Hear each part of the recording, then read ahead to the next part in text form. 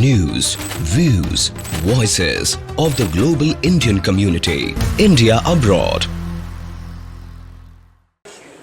Well, I think the Indian elections are all about an emerging, developing country. India is still developing.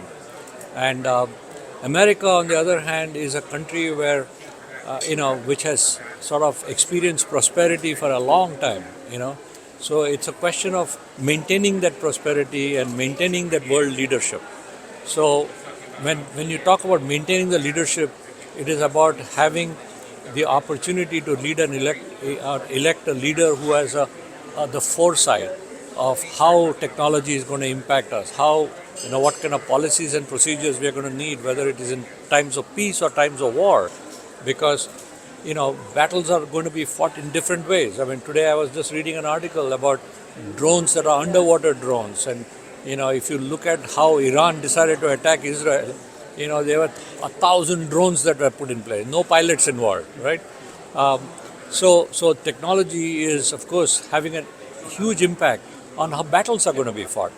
Technology is also going to impact how peace is going to create more opportunities. So India is all about opportunities. American elections are all about maintenance and maintaining their leadership in the world.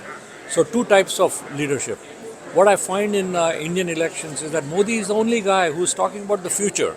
He's talking about how to implement technology. I'm not necessarily a Hindutva guy per se. I think that's the narrative that is sort of makes political talk. But look at what India has accomplished from an economic standpoint in the last 10 years. It's incredible. They are now the fourth, largest economy in the world. And yet there are 800 million underserved people in India who are looking for this, who have the same aspirations as anybody in urban India.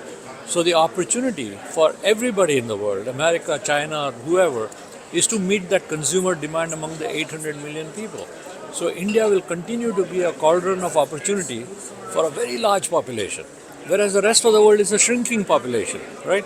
So India is all about opportunities and the future, and how do you capitalize that?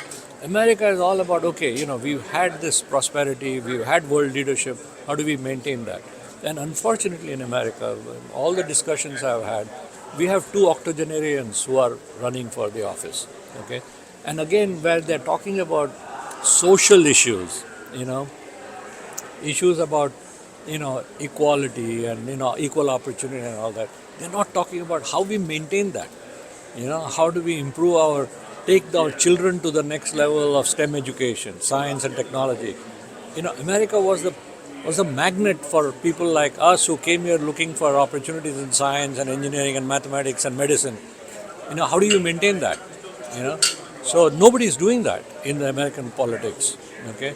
And we are talking more about, issues of social importance, okay, and pandering to minorities in a manner that we are neglecting the bigger picture.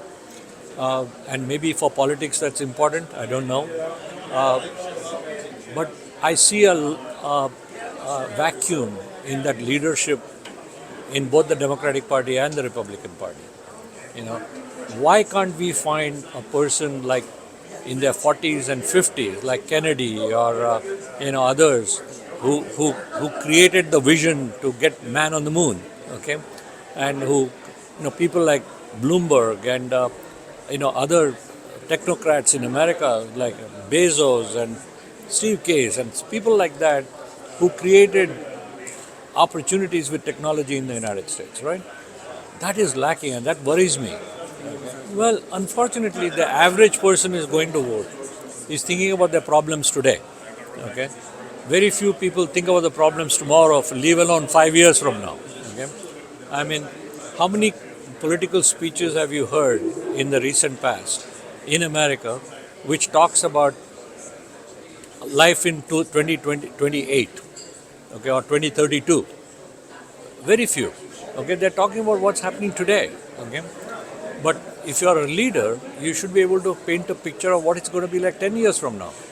Whereas in Indian politics, Modi's, BJP, the others are trying, but I think they're sort of stumbling over themselves because they're not able to match Modi's dynamism.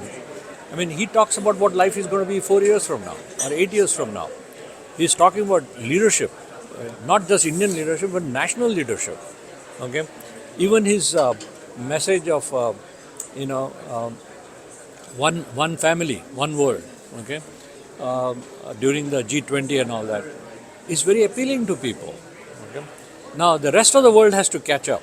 We were just talking to some congressmen the other day that as we are getting old, I'm looking at healthcare challenges. Okay, it is almost impossible to find home healthcare in America. Very, very expensive. Okay, we can afford it, but it's not. Even if you can afford it, it's hard to find that. Okay, now India has the youngest population.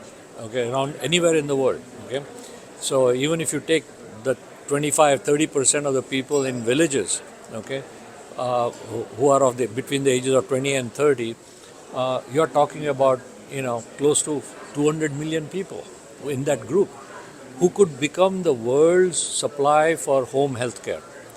But what does that mean? That means America has to have the vision to say, we're going to come up with a class of immigration policy which will accommodate the import of such highly skilled labor on a temporary basis, perhaps. It's easy to say, but hard to implement. Because what happens when they come here and they get pregnant and they have children? Okay, what happens to them? They automatically become citizens, and maybe they are not citizens that you want. So how do you handle that? So the challenges are not easy, but it's not unsolvable. Okay, but that kind of vision is not being presented by anyone. Now, some things just go unnoticed. There was a bus crash yesterday in Florida, and the bus contained about 60 or 70 immigrant labor coming to work in the Florida fields. 8 people died. They talked about them as quote-unquote immigrant help, but very important immigrants to help that particular industry. Okay, so but that was not being discussed, but it was presented in a fashion that look what's happening to immigrants. They're coming in buses and so somebody needs to go on stage and say, hey, wait a minute, we need that. If you don't have that, you won't find your oranges on your table from Florida. So I think the narrative needs to change in America, and it needs to change in a fashion that talks about how to position America as a leader in the next decade or 2 decades. You need both the very highly skilled people who are innovating new technologies. You also need the people who will pick blueberries and strawberries and oranges to supply the food chain. So how do you balance the two? And I hope some of the youngsters who are here have that vision, and which will be very useful.